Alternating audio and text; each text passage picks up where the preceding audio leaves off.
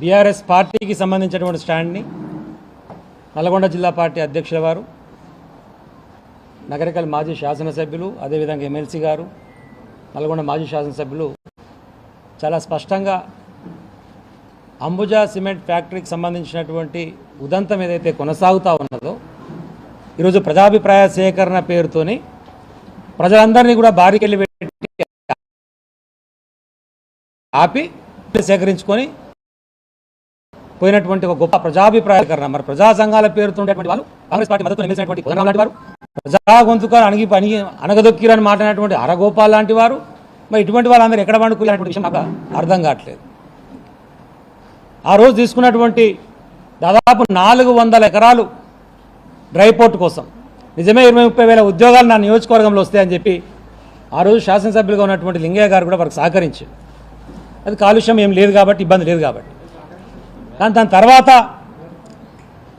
ఈరోజు దాంట్లో దాదాపు 65 ఎకరాలలో సిమెంట్ ఫ్యాక్టరీకి మార్చి దాంట్లో సిమెంట్ ఫ్యాక్టరీ పెట్టుకుంటామంటే ఎట్టి పరిస్థితుల్లో ఉపేక్షించేది లేదని చెప్పి గత 2-3 రోజులుగా పార్టీ పరంగా, వాళ్ళ నియోజకవర్గ పరంగా వారు ఉద్యమాన్ని కొనసాగిస్తూ ఉంటే, ప్రజాభిప్రాయ సేకరణలో ఈరోజు అందరం కూడా భాగస్వాములం కావాలి అని చెప్పేసి మాజీ శాసనసభ్యులం అందరం కలిసి బయలుదేరితే ఎక్కడికక్కడికి కూడా పోలీసు వారు అరెస్ట్ చేస్తారు.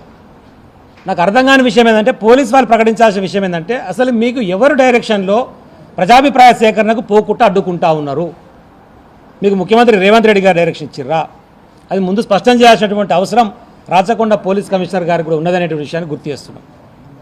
ప్రజాభిప్రాయ సేకరణలో ఎవరైనా సరే, ఏ ప్రాంతం వాళ్ళైనా సరే, ఎక్కడికైనా సరే పోయి పార్టిసిపేట్ అయ్యి వాళ్ళ యొక్క అభిప్రాయాన్ని చెప్పేటువంటి హక్కు ఉన్నమాట వాస్తవం కాదా?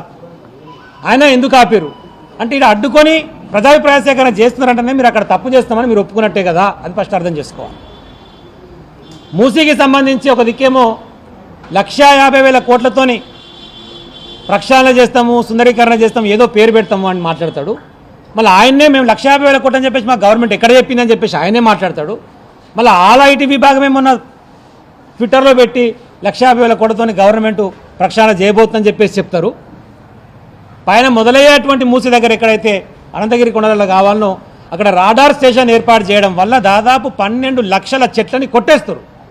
12 లక్షల చెట్లు కొట్టేస్తే అక్కడ పుట్టాల్సినటువంటి మూసి పుట్టే పరిస్థితి, ఎందుకంటే అక్కడ వర్షం పడాలి, అక్కడ నుంచే మూసి స్టార్ట్ కావాలి. అంటే మూసిని మొత్తమే కథం చేసే పని చేస్తుంది, అక్కడ ప్రక్షాళన కాదు, మొత్తం పతనం చేసే ప్రక్రియనేమో స్టార్టింగ్లో చేస్తుండు. మళ్ళీ మధ్యలో సుందరీకరిస్తాడు. కిందికి వచ్చేసరికి మాత్రం మా ధర్మారెడ్డి కాలువల మళ్ళీ ఇదే అంబుజా సిమెంట్కి సంబంధించినటువంటి మొత్తం వ్యర్థాన్ని తీసుకపోయి ధర్మారెడ్డి కాలువలో వదిలిపెడుతున్నాడు. మరి ఎవరి కోసం చేస్తున్నావు నువ్వు మూసి ప్రక్షాళన? మూసి ప్రక్షాళన చేస్తే నల్గొండ జిల్లా ప్రజలకు, రైతాంగానికి లాభం అవుతుంది. దాన్ని అడ్డుకుంటారా మీరు అని చెప్పేసి ఇక్కడ శాతగానటువంటి కొజ్జా వెంకరెడ్డి గారు మాట్లాడతారు. ఇక్కడ ఉన్నటువంటి ఒక మంత్రి, నల్గొండలోకి ఇబ్బంది పెడతారా మీరు, నల్గొండ రైతాంగానికి వ్యతిరేకమా మీరు అని చెప్పేసి నోటికి ఎంత వస్తుంట ఇష్టం వచ్చిన మాటలు మనిషి యొక్క వ్యక్తిగతమైనటువంటి భౌతికంగా ఉన్నటువంటి నిర్మాణం మీద, హైట్ మీద, పర్సనాలిటీల మీద, వీడికి ఇంతంతోడు వాడు ఇంతంతోడు అని చెప్పేసి ఈయన మాట్లాడుతుండే. నేను కూడా అంటుంది ఇవ్వాలి కోమటిరెడ్డి వెంకరెడ్డి అనుకుని 2 రోజులకి వెళ్ళినాం, కానీ ఇది కొజ్జా వెంకరెడ్డి అని మాట్లాడుతున్నాను. ఎక్కడ పోయినా ఇవాళ ఎడపోయినా చెప్పు, నువ్వు రావాలి కదా, నువ్వు మాట్లాడాలి కదా నీ ప్రజల కోసము. ఇక్కడ ఫ్యాక్టరీ పెడితే మా వాళ్ళకి ఇబ్బంది జరుగుతుంది మాట్లాడగా మొదటిదాకా నువ్వు ఎంపీగా పనిచేసాడు.